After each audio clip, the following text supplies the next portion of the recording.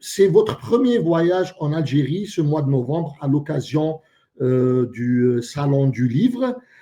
Si vous pouvez revenir sur ça, juste votre impression générale sur la capitale, les habitants, des moments marquants, l'accueil au Salon du Livre, juste une impression générale parce qu'un premier voyage, c'est quand même important.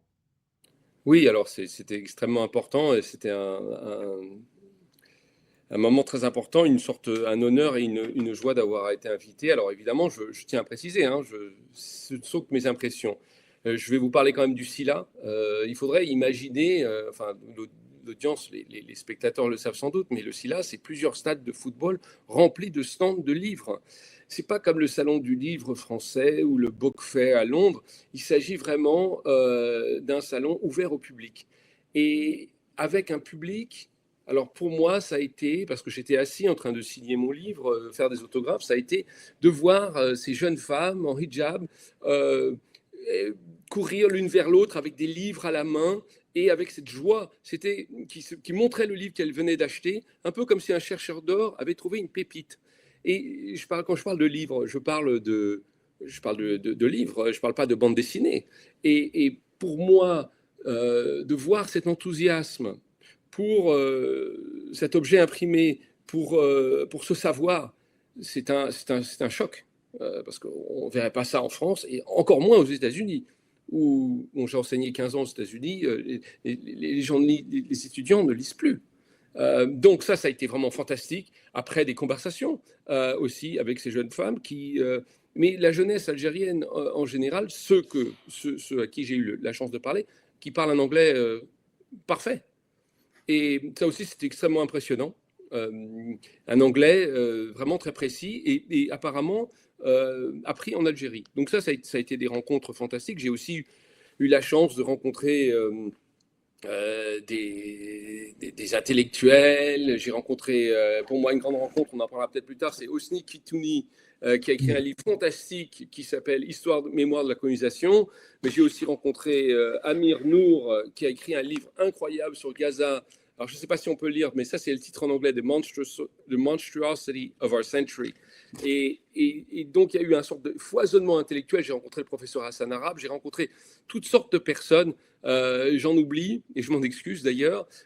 Et puis aussi, une sorte de, comment dire, les personnes avec qui j'ai des conversations, ne serait-ce à ce niveau culturel, il y a une franchise, une gentillesse, mais aussi une force dans les conversations que j'ai eues avec toutes sortes d'interlocuteurs, qui contrastent avec le côté mielleux américain ou le côté obligatoirement adversatif des Français. Donc pour moi, ça a été vraiment, encore une fois, puis cette hospitalité. Et puis la ville.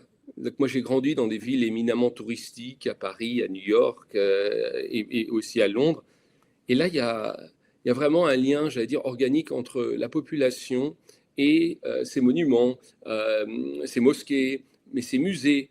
Les musées n'appartiennent pas aux touristes. Les musées, ils appartiennent et ils sont gratuits. Je suis allé au musée des Martyrs, c'était un moment très, très émotionnel, très marquant. Et il n'y a pas de gift shop, il n'y a pas de boutique, il y a vraiment quelque chose de très fort dans cette ville, et une ville qui est superbe.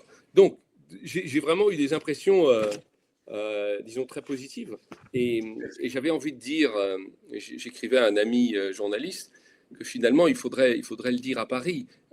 Si on regarde ça d'une façon genre macro, le futur, c'est une jeune femme algérienne en hijab, parce qu'elles savent lire. Elles apprennent l'anglais, elles apprennent, et on s'aperçoit qu'il y a vraiment une force intellectuelle, alors que nous, dans les sociétés, celles que je connais un tant soit peu aux États-Unis et en France, le savoir, c'est une valeur qui a perdu, on perd du respect pour le savoir, pour les livres.